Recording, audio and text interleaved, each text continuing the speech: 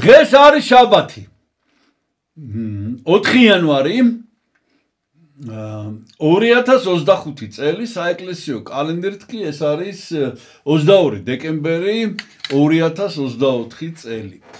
და უპირველეს ყოვლისა მინდა მოგილოცოთ დღეს არის სრულიად საქართველოს კათოლიკოს პატრიარქის მცხეთა თბილისის მთავარეპისკოპოსის ბიჭვინთისა და ცხუმაფხაზეთის მიტროპოლიტის უწმინდესი და უნეტარესი ილია მეორის დაბადების დღე 92 წელი შეუსრულდა მას. და კიდევ ერთხელ მინდა გავემეორო, რომ ჩვენ ვკითხულობთ 100 ფსალმუნს, კიდევ 3 წელი რომ ესე იგი ვთხოვთ უფალს, რა თქმა უნდა, მერეც ვთხოვთ რომ ესე იგი გააგრძელოს ცხოვრება, მაგრამ ძალიან მნიშვნელოვანია რომ 3 წელს მერე მასთან ერთად აღვნიშნოთ მისი ინტრონიზაციის 50 წლის იუბილე და 100 ფსალმუნს ვკითხულობ და კიდევ ერთხელ შეგახსენებთ, ვთხოვთ რომ ყველამ წავიკითხოთ და მიულოცავ მას და თქვენს ყველას მისი 92 წლის თავს. ღმერთმა დიდხანს გვიცოცხლოს ჩვენი კათოლიკოს პატრიარქი ილია მეორე. რაც შეეხება დღევანდელ წმინდანებს, ჩვენ ამ დღის შესახებ გვისაუბრია, ეს არის საუბარი 46-ე. და მე ჩამოგითვლი ხა ვისი ხსენება არის დღეს, მაგრამ გარემოებები გვაქვს ახალი. უპირველეს ყოვლისა ეს არის წმინდა ანასტასია სირმიელი, დიდმოწამე ანასტასია და მისი აღმზრდელი წმინდა ქრისოგონი. რაც შეეხება წმინდა ანასტასიას, მაშინ არ ქონდა ჩვენ აი ეს ანაწილე, ეს უნდა გაჩვენოთ, აი ესეთია, ესე გამოიყურება. აი ეს არის წმინდა ანასტასიას, აი იქ არის მისი წმინდა ნაწილი, ანასტასიასი ჩაბრძანებული და როდესაც ჩვენ ვისაუბრეთ წმინდა ანასტასიაზე, მაშინ ჩვენ არ ქონდა ქრიზოგონის წმინდა ნაწილი, ეხლა გვაქვს პატარა ნამცეცი და ეს იმას ნიშნავს, რომ ჩვენ ალბათ მომავლისთვის კიდევ შევქმნით ხატს, სადაც წმინდა ანასტასია და წმინდა ქრისოგონი ერთად იქნებიან გამოსახულნი და მოკლედ შეგვეციოს მათი მადლი. შემდეგი წმინდანი დღეს ვისი ხსენებაც არის წმინდა ნიკიფორე კეთროვანი, აი სწორედ ეს 46-ე საუბარში გვაქვს ნასაუბრები და წმინდა ფლორუს ოსტიელი და მე ამ წმინდანებზე ამიტომ აღარ შევჩერდები, იმიტომ რომ მინდა რომ ხვალინდელი წმინდანების შესახებ ვისაუბროთ. ესე იგი 5 დეკემბერი 2025 უკაცრავად 5 იანვარი 2025 წელი, რაც არის 23 დეკემბერი 2024 წლის. და ეს არის ქრისტეშობის წინა კვირა, წმინდა მამათა ხსენება არის და ამ დღეს არის ხსენება შემდეგი წმინდანების, ეს არის 10 კრეტელი მოწამე, ამათ შესახებ ვისაუბრებ ჩვენ და მათ შორის არის წმინდა თეოდულე კრეტელი, რომლის წმინდა ნაწილი გაგვაჩნია აი მათიდან ერთ-ერთის და გეტყვით ეს ვინ იყო.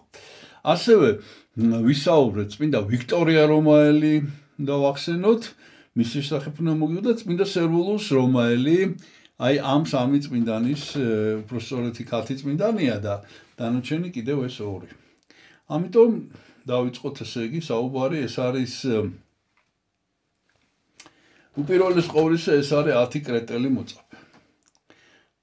ნუ მათ შესახებ მაინც რო გითხრათ, ახლა ბევრი არაფერი ვიცით, მაგრამ აქ ლაპარაკია მე-4 საუკუნეზე და უბრალოდ მე-3 საუკუნეზე დეციუსის პერიოდი იმპერატორის, მე-3 საუკუნე არის და მე-4 საუკუნეში ცხოვრება დაიწერა, რომელიც ძირითად წყაროს წარმოადგენს ამ წმინდა კრეტელი მოწამეების წამებისათვის, თუმცა ეს დაიკარგა და მის საფუძველზე მე-6 საუკუნეში შედგა შემდეგ და ის არის ახლა მთავარი წყარო მათ შესახებ.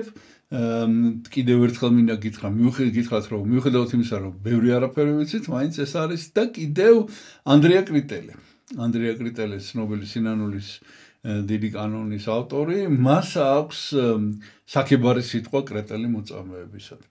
და ჩამოვთვლი სახელებს 10 კრეტელი მოწამე. თეოდულუსი, სატურნინი, ევპოროსი, გელასიუსი და ევნიკიანი, ესენი არიან გორტანიიდან, ეს კრეტელი მოწამეები, რომ შეკრიბეს სხვადასხვა ქალაქებიდან ჩამოიყვანეს. ეს არის გორტანია, ზოტიკოსი არის კნოსიდან, აგაფუპოსი არის პანორმიდან და ვასილიდი არის კრეტის კიდონია იგივე ხანია, ესე ქვია დღეს ამ ქალაქს და პომპეუსი და ევარესტი არიან ირაკლიონიდან. როგორც მოგახსენეთ, წმინდა იმპერატორი დეციუსის დროს მოხდა მათი წამება და კრეტის მმართველს შიმეონ მეტაპრასტი ცნობილი ჰაგიოგრაფი და ცნობილი ჰიმნოგრაფი, ეს მეტაფრასული კრებულების ავტორი, ანუ გავრცობილი ცხოვრების, ის ამბობს, რომ კრეტის კუნძულ კრეტის მმართველს დეციუსი ერქვა ასევე სახელად იმპერატორის საპატივცემლოდ როგორ იქნებოდა, მაგრამ ნუ ყოველ შემთხვევაში ეს ამაყობდა, რომ იმპერატორის სახელი ერქვა დეციუსი. მოკლედ ეს დეციუსი სიმეონ მეტაფრასი ამბობს, რომ ემსგავსებოდა იმპერატორ დეციუსს არა მარტო სახელით, არამედ სისასტიკითაც. და ამიტომ კრეტის ეკლესიას სასტიკად დევნიდა ეს დეციუსი, რომ გაემართლებინა ეს სახელი. და რა გააკეთა, ესე იგი მოიწვია ყველა მაცხოვრებელი ამ კრეტის ბედიღბალის, ფარველი, ქალღმერთის ჭუხის დღესასწაულზე და მოკლედ ხა იქ არ ვიცი რა ხალხი შეიკრიბა, მაგრამ ეს 10 ადამიანი სხვადასხვა როგორ ჩამოგითვალეთ ქალაქებიდან ერთად მოხვდნენ, იმიტომ რომ ესენი მტკიცედ აღიარებდნენ ქრისტეს. და ამის გამო ეს განრისხდა და მოკლედ მოუწოდა, რომ კერპისთვის თაყვანი ეცათ და ამათმა იმის მაგივრად, რომ კერპისთვის თაყვანი ეცათ, სხვა კრეტელებს უთხრეს, რომ არც ეთო თაყვანიო ეს. მოკლედ მოუწოდებდნენ, რომ აღიარებინათ ქრისტე. და მოკლედ ბრძანა ამათი დასჯა. ამ ესე იგი დეციუსმა კრეტეს მმართველმა და ჯერ ესე იგი აი ამ თავიანთი კადნიერებისთვის, თუ სიმამაცისთვის, თუ თავხედობისთვის 30 დღე აწამებდნენ ამათ. და ბოლოს აი დღევანდელ დღეს, ეს არის 23 დეკემბერი, ესენი წარადგინეს სასამართლოზე. და ამათმა იმის მაგივრად, რომ ამათ იმედი ჰქონდათ, რომ დააშინებდნენ და რაღაცა, ამათმა დაიწყეს დაცინვა და განსაკუთრებით ზევს დაცინოდნენ, რომ წაიკითხეთ უკაცო მის შესახებ რა გიწერიათო, რომ თქვენი ღმერთიო, ესე იგი მრუშობის სოდვაში არისო და ამ ესე იგი ყოველგვარი, აი თუ რამე სოდვა არსებობს, ყველაფერი აქ ჩადენილია. ეს როგორ არის თქვენი ღმერთიო, ესე დაცინოდნენ. და რა თქმა უნდა, ამის გამო განსაკუთრებული სისასტიკე გამოიწვიეს ამ თავიანთი დამსჯელების. და ბოლოს ესე იგი მიუსაჯეს სიკვდილი და აქაც გვაქვს რაღაცა სიახლე ამ წმინდანთა მარტვილობაში ხა, ნუ აი რა სიახლე მიუსაჯეს ესე იგი სიკვდილით დასჯა, ხო? დასჯიან ახლა სიკვდილით რა. აი ნახეთ ახლა. ესენი გზაში მოკლედ რომ ვიყავთ, ამათ შორის ატყდა კამათი. ამ 10 კრეტელის. ესე იგი კამათი როგორ იცით, აი ესე სერიოზული რა. ახლა რა შინაარსის კამათია, რომ ესენი ამობენ, რომ მოწამეს გვირგვინი შეხვდება იმას, ვინც პირველი ეწამება რა. ვინც პირველი წარსდგება და ამიტომ ყველას უნდა რომ პირველი თვითონ იყოს ამ 10-დან. ხო და ნუ ამაზე ესე იგი ვერ მოილაპარაკეს ვერაფრით რა. ყველას უნდა ეხა ეს რომ პირველი თვითონ იყოს, რომ მოწამეს გვირგვინი მას შეხვდეს. ხო ვითომ დანარჩენებს აღარ და მათ შორის აი ეს თეოდულოსი, ვისი წმინდა ნაწილიც გაგვაჩნია, ახლა გაჩვენებთ. თეოდულოსი იყო ასაკოვანი და ყველაზე პატივსაცემი და უთხრა, რომ მოდით ვიჩხუბებთ ამაზე, იმიტომ რომ მოწამის გვირგვინი შეხვდება იმას, ვინც ბოლოს აღესრულება პირველი კი არა, რომელიც თავისი ძმების სიკვდილს ნახავს და ამას გაუძლებს. აი ეს იქნება ნამდვილი მოწამეო და გაჩვენდა სულ მოკლედ ამ პირველობაზე მოკლედ რაღაც ესე და მოკლედ დახოცეს ყველა და კიდე იქ არის ხაზგასმული ესეთი რამ ეპორიუსი იყო, აი ვახსენე მე რომ ჩამოვთვალე და როდესაც მიიყვანეს დასაჯელად იქ ხო მაყურებლები არიან გარშემო და იმ მაყურებლებს შორის დაინახა თავისი ნათესავი ქალი და მოუხმო ხელით მოდი ჩემთანო და ის მივიდა და გადასცა თავისი პირადი სახარება და თავისი პირადი ბეჭედი და მოკლედ შესანახად ეს სახარება ეთყობა პატარა იყო ძალიან გადაწერილი კერძზე ქონდა ესე გულზე ეკიდა და ეს სახარება შემდეგ აი აქ ესენი რომ დაასაფლავეს და რაღაცა ამ ტაძარში დიდხანს ინახებოდა მოკლედ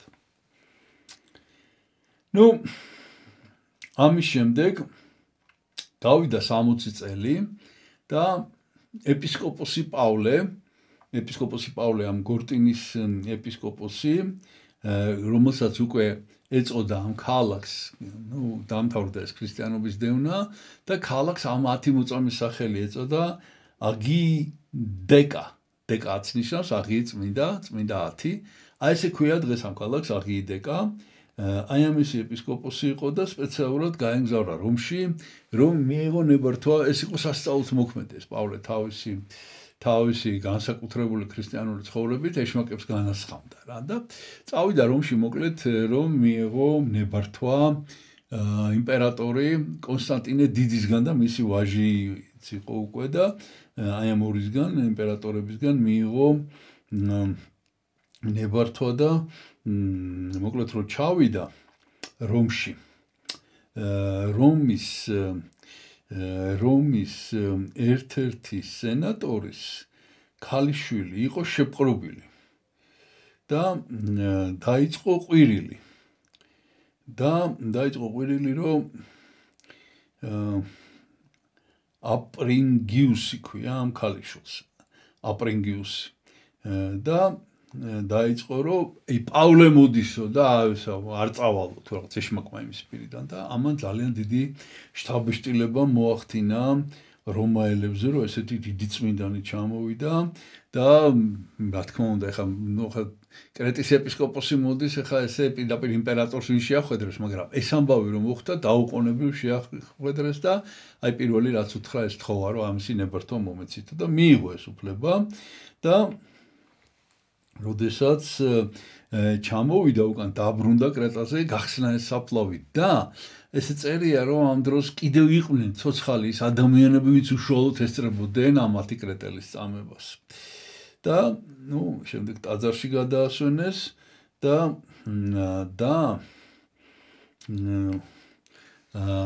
მოგვიანებით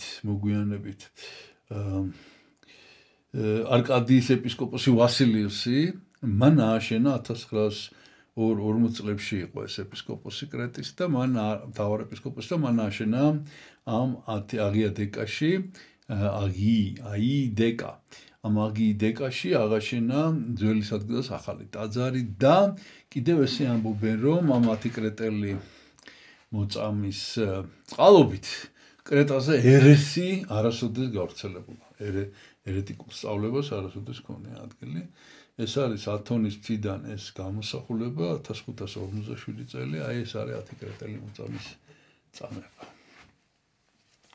აი ეს უი მაშულა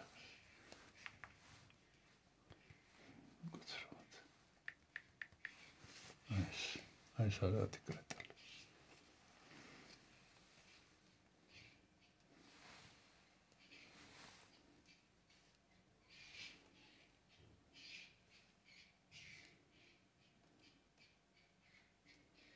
აი ეს არის თეოდულუსი, აი ეს. არა, აი ეს არის თეოდულუსი. აი ეს. ეხლა გაჩვენებ თეოდულუსის წმინდა ნაწილებს.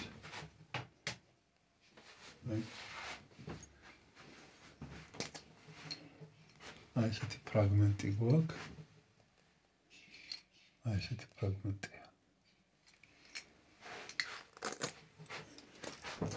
და შეგვეწია სამწმინდანების მადლი გადავდივარ ახლა შემდეგ წმინდანზე. შემდეგი წმინდარი არის წმინდა ვიქტორია. ეს ვიქტორია ვისი წმინდა ნაწილიც გაგვაჩნია, მაგრამ სინამდვილეში ერთად არ ეხსენება ვიქტორიასი და ანატოლიასი. ვიქტორია და ანატოლია იყვნენ დები და კიდე აუდაქსი, ეს აუდაქსი ვინ იყო, მე მოგახსენებთ თხრობისას.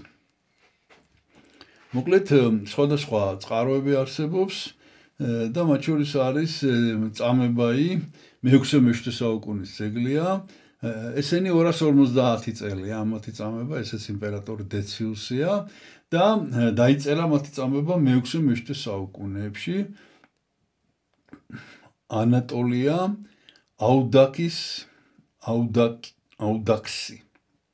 აუდაქსისა და ვიქტორიას წამება, ეს არის პირველ წყარო. ეს დები ანატოლია და ვიქტორია იყვნენ წარჩინებული რომაული ოჯახიდან და გადაწყვიტეს, რომ თავიანთი თავი, მოკლედ მოექცნენ ესენი, გახდნენ ქრისტიანები და გადაწყვიტეს, რომ უფალს მიუძღვნან თავის თავი. თუმცა თავიდან მათ შორის იყო ესეთი კამათიც არა, აი მსჯელობა, საღვთისმეტყველო მსჯელობა იმის შესახებ, რომ ვიქტორია ამბობდა, რომ არ არის აუცილებელი მონაზვნობა. არ არის აუცილებელი მონაზვნობა, რომ უფალს თავი მიუძღვნა, იმიტომ რომ ძველ აღთქმაში იყვნენ მამათმთავრები, წმინდა პატრიარქების პერიოდი იყო აბრაამი, ისააკი და ამათ ყველას ყავდათ ცოლები.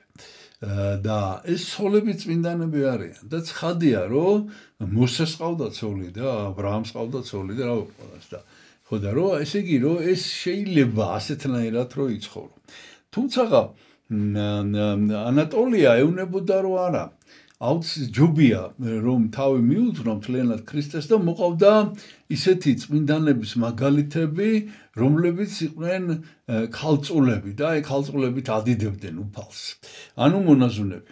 და ვიქტორია დაეთანხმა საბოლოო ჯამში, იმიტომ რომ სხვა დრო იყო, ეხა სხვა დროა, მით უმეტეს ეს დევნარი ქრისტიანობის და მოკლედ ამათმა გადაწყვიტეს ერთად რომ გათხოვებაზე უარი თქვან, ახლა თავარ ამბავს ვამზადებ, ესე იგი სათქმელად, გაყიდეს ეს თავისი ქონება, ამათ ორივეს თავისი ქონდათ და გაყიდეს და ვიქტორია მოკლედ განსაკუთრებით გამოიჩინა თავი და დაარიგა მოკლედ ეს თავი და გადაწყვიტა გამოაცხადა რომ ქრისტეს საცოლეა რა. საქმე ის არის რომ ესენი დანიშნულები იყვნენ, ორივენი დანიშნულები იყვნენ და ორივეს ყავდა საქმრო და ესე იგი ესენი აღშფოთდნენ ახლა წარმოიდგინეთ შეურაცხყოფელია რა, ახლა გამოცხადებულია უკვე საცოლეა და ამათმა მოკლედ ამ ანატოლიამ და ვიქტორიამ თავიანთ საქმროებს შეუთვალეს უარი. ესენი ამათ სხვანაირად შეხედეს ამ საქმეს. ეს ცხადია რომ ამ ქრისტიანობის გავრცელების ბრალია და ამიტომ მათ აიღეს ესე იგი ნებართვა რომ ეს თავიანთი საცოლეები დააპატიმრონ თვითონვე თავთავიანთ სასახლეებში, მამულებში და მოკლედ თუ საჭირო იქნება აწამონ და თუ საჭირო იქნება სიკვდილითაც დასაჯონ. აი ეს ნებართვა მიიღეს ხელისუფლებისგან, ანუ იმპერატორისგან და ესე იგი ეს ახლა ეხება მხარეს საბინა, ეს არის ისტორიული გეოგრაფიული რეგიონი არის ცენტრალურ იტალიაში, უმბრიას, ლაციოსა და აბრუცოს შუაში, დღეს რიეტის პროვინცია ესე ქვია და საბინა ქვია ამ მხარეს, იმიტომ რომ ხალხი იყო ესეთი საბინები, იტალიელების ერთ-ერთი წინაპრები იყვნენ, საბინები ცხოვრობდნენ ადრე იქა.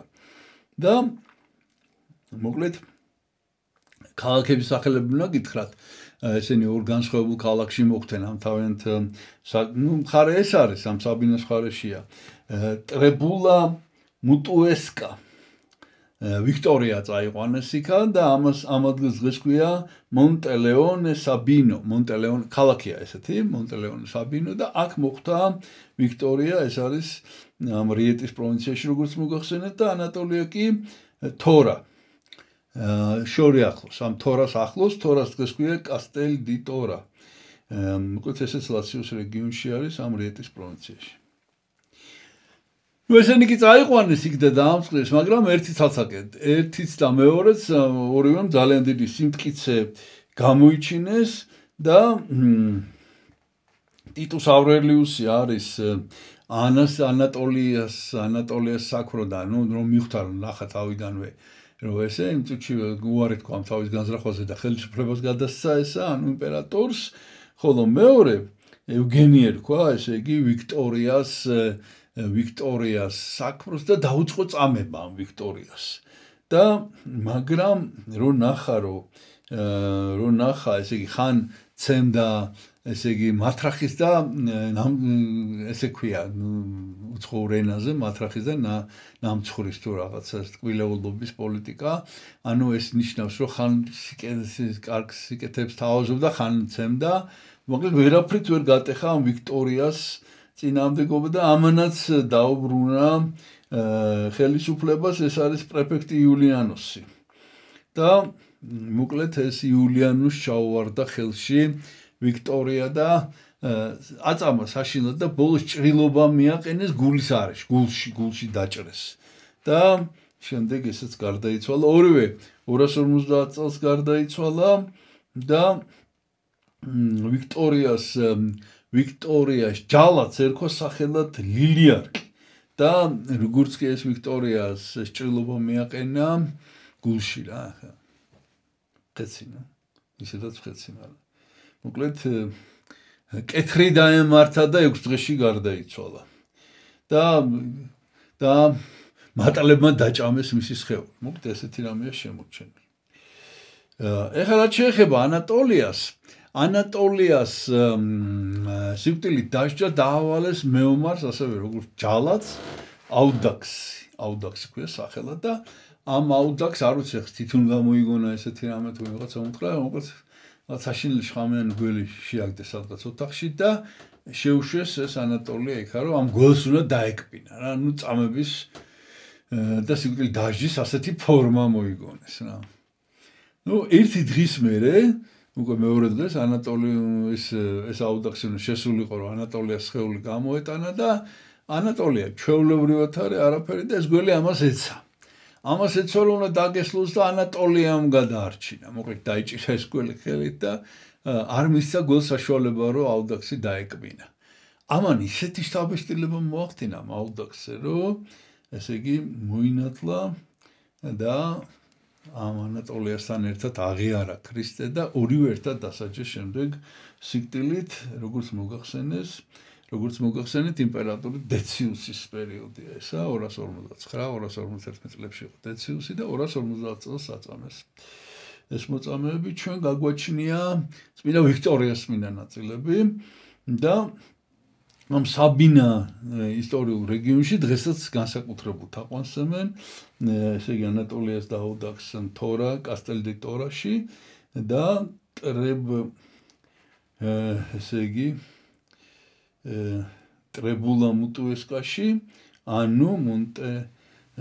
ესე იგი მონტელეონე საბინო ქალაქში განსაკუთრებით ვიქტორიას მისი ტაძარში მისი სახელობის ტაძარიც არის ვიქტორიას იქა და მოგვიანებით კი სხვა ადგილებშიც გავრცელდა ესე იგი მათი წმინდა ნაწილები სუბიაკო არის ესევე ქალაქი და აი ამ სუბიაკოში ინახება ორივესი ამ ანატოლიასი და ვიქტორიასი თავის ქალები ეს არის მონტელეონე საბინოში წმინდა ვიქტორიას სახელობის ტაძარი რომელზეც ამბობენ რომ არის მე-3 საუკუნის სამიან მეოთხე უცხოშძელია და რასთავარი ახლა უნდა გაჩვენოთ ეს არის სან აპოლინარე ნუოვო რავენაში ტაძარი ბევრჯერ გვიხსენებია აი ეს არის ქალწულ მოწამეთა რიგი ახლან გაჩვენებთ ახლა უბრალოდ ესე მინდა შორიდან მთლიანობაში რომ დაინახოთ აი ეს არის აი ამ რიგში არის მეორე და მესამე ეს არის აპოლონია კი არა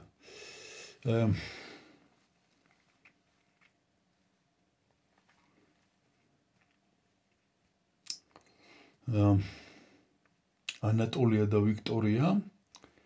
აი ანატოლია და ვიქტორია. არა, აი ესენია, ბოლოდან, ცოტა, აი ბოლო ეს არის და ბოლოდან მეორე და ბოლოდან მესამე ეს არის ანატოლია და ვიქტორია და გადებულს გაჩვენეთ. როგორ გამოიყურებიან? აი ესე გამოიყურებიან აი მარჩეულებრივ მოზაიკაზე ანატოლია და ვიქტორია. დები. ქალწულ მოწამეები. ეს არის რავენა, ეს არის აპოლინარი ნუოვო. ეს არის პროცესია 22 ქალწულის. ეს არის მე-6 საუკუნეები.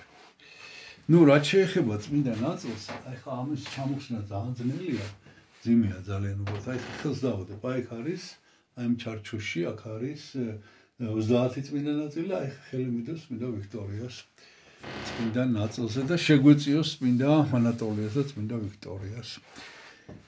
მადლი და მე გადავდივარ, ესე იგი ხა დღევანდელი ეს ბოლო წმინდანი არის წმინდა სერვულუსი. ნუ წმინდა სერვულუსი რომაელი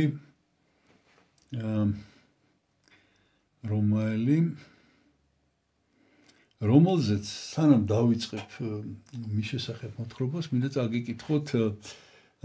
წაგიკითხოთ სახარებისეული ერთი ფრაზა.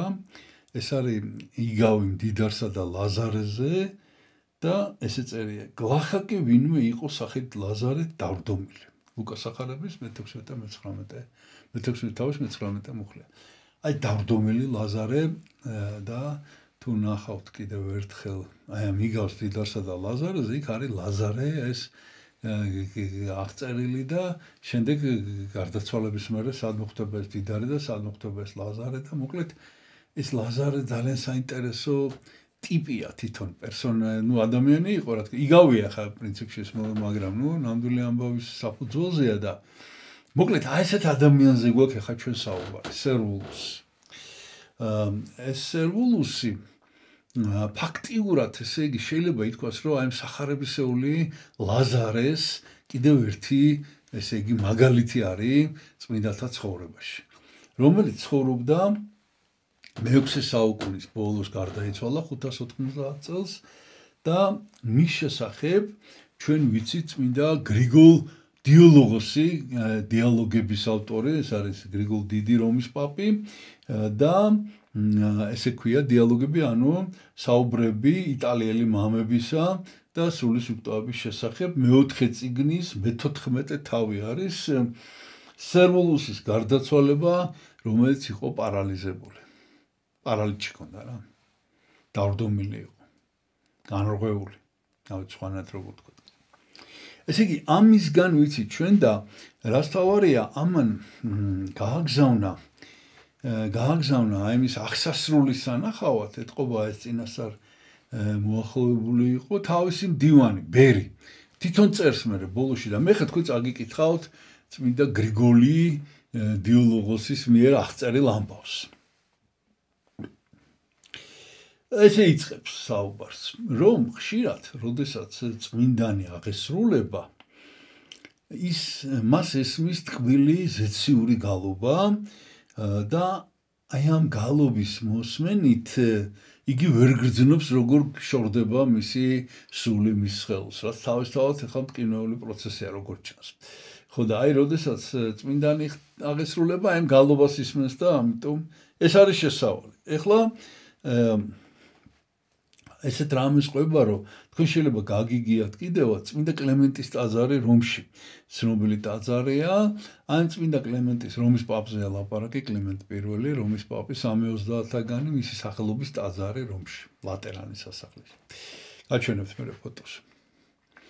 მოკლედ, აი ამ ტაძარში გინახავთ ალბათ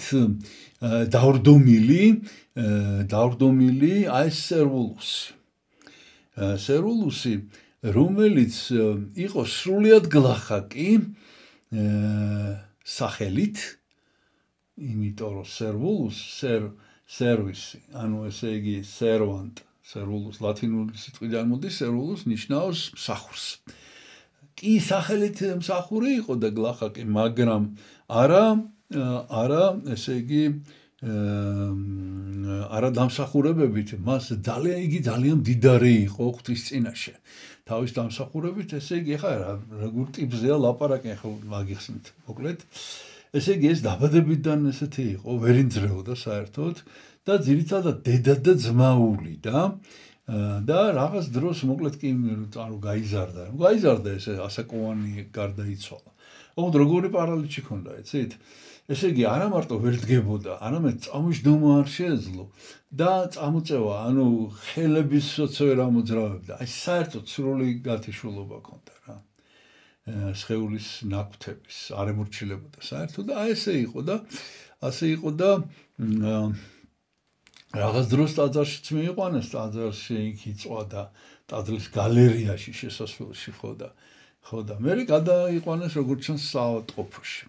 და იმის გამო რომ ახლა გეტყვით რის გამოც მასთან ბევრი მნახველი მოდიოდა მოკლედ როგორც ჩანს ეს სიცოცხლეშივე რაღაცნაირად არ ვიცი ლოცავდა ამ ხალხს თუ არ წერია ახლა ეს გრიგოლ დიოლოგოსი ზუსტად არ უწერია მაგრამ მოკლედ აი ეს უწერია რა მდგომარეობა გვერდიდან გვერდზე გადაბრუნებაც კი არ შეეძლო ისე დღეში იყო რა და რომ მოდიოდა ეს მნახველები რომ მოდიოდნენ მოწყალებას აძლევდნენ, მოწყალებას უტოვებდნენ და მხოლოდ ძალიან მცირეს იყენებდა ეს სერულუსი, ძალიან მცირეს იყენებდა თავისთვის და ძირითადად არ იგებდა თვითონ მოწყალებას, ვინც მასთან მიდიოდა სათხოვნელად, ყველას ეხმარებოდა და აი შემდეგი რა გააკეთა კიდევ. ესე იგი შეიძინა ბიბლია. ეს მაშინ არ იყო ადვილი საქმე. ცხადია რომ ეს ხელნაწერი იქნებოდა, ხო? ძვირი საქმე. მოკლედ ბიბლია შეიძინა, თვითონ არ შეეძლო, ჯერთი წერა-კითხვის უცოდინარი იყო და ყველა მომსვლელს თხოვდა რომ რაღაცა ადგილი წაეკითხა ბიბლიიდან და ძალიან ყურადღებით უსმენდა და ესე წერია გრიგოლ დიოლოგოსი ამბობს რომ დაისწავლა ზეპირად. არ ვიცი ხა მთელი ბიბლია დაისწავლა თუ რაღაცა ადგილები, მაგრამ ყოველთვის ბევრი რამ ზეპირად იცოდა და ასევე ზეპირად იცოდა საგალობლები, საეკლესიო მოკლედ ჰიმნები და ხშირად, ძალიან ხშირად ამ თავის მნახველებთან ერთად გალობდა და უფალს მადლობას სწირავდა. სამადლობელ, ესე იგი სამადლობელ ჰიმნებს თუ სამადლობელ საგალობლებს გალობდა და გალობდა დღე და ღამე. ანუ ძირითადად მთელი მისი საქმიანობა იყო, რომ ის გალობდა. და როდესაც იგრძნო თავისი აღსასრულის მოახლოება, სთხოვა ყველას, ვინც იყო საავადმყოფოში, მნახველები და გარდა ამისა, ეს პაციენტები და ექიმები ყველანი დაუძახა ჩქარა მოდით და მოკლედ უთხრა რომ მისი აღსასრულის დრო მოვიდა და უთხრა რომ ერთად ვიგალობთ როგორც საერთოდ ჩვეოდა ხოლმე და დაიწყეს ეს გალობა და უცებ შუაგულობაში დაიყვირა გაჩუმდით არ გესმით ნამდვილი გალობა თქვენ არ გესმით და ყველა გაიტრუნა და არ ესმოდათ და ამას ესმოდა ანგელოზების გალობა ღვთაებრივი და ესე იგი როგორი მას ესმოდა შიგნით ეს ანგელოზთა გალობა და აი ამ გალობის მოსმენისას როგორც თავიდან უწერია გრიგოლ ღვთისმეტყველს მოკლედ ამ დროს იგი აღესრულა და მისი გარდაცვალება ყველამ შეიტყო იმითი რომ საოცარი კეთილსურნელება დადგა ამ საავადმყოფოში მოკლედ ეს კეთილსურნელება მას არ განშორებია დასაფლავებამდე და აი ეს ჩემი მდივანიო ეს ამბობს ეს ჩვენი ბერი ესწრებოდა მე აქედან ვიციო გრიგოლ ღვთისმეტყველი ამბობს ესე იგი ეს ყვება რომ ესე იგი ეს კეთილსურნელება საოცარი კეთილსურნელება ამოდიოდა მისი ნესტოებიდან სანამ ბოლომდე მიწა არ დააყარეს და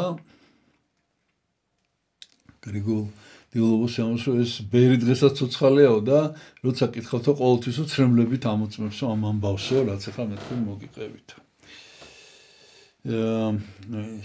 სერვილუსი დაასაფლავეს წმინდა კლემენტის ამ ტაძარში და მოგვიანებით შემდეგ ეგვტერიც კი აუშენეს თავისი და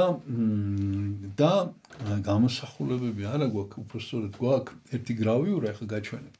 და ის რაც ვერ მოვიპოვე არის რომ წმინდა კლემენტის ტაძარში არის ნახატი ცნობილი მხატვრის ბართოლომეო კიარი, მისი ძმა არის ტომაზო კიარი და ამ ტომაზო კიარის ნახატი არის და ნუ ეს არის სულ მოკლედ. აი ეს არის ახლა გაჩვენებთ. ეს ლატერანის ტაძარი, აი ესე ლატერანის კი არა, ლატერანში, წმინდა რომში, წმინდა კლემენტის ტაძარი, აქ არის, აი ეს არის გალერეასაც ხედავთ, სადაც ნუ ხა ეს რა თქმა უნდა გადაკეთებულია ეს. და რაც შეეხება სერბულს, აი ნახეთ, ერთადერთი რაც გვაქვს ეს არის ჟაკ კალო 1592-1635 წლებში ცნობილი გრავიურისტი იყო ფრანკი. აი მისი გაკეთებული გრავიურა არის. როგორ უკითხავენ ბიბლიას წმინდა სერბულს. აი ეს არის რაც მის შესახებ ვიცით და აი ეს არის წმინდა ნაწილი.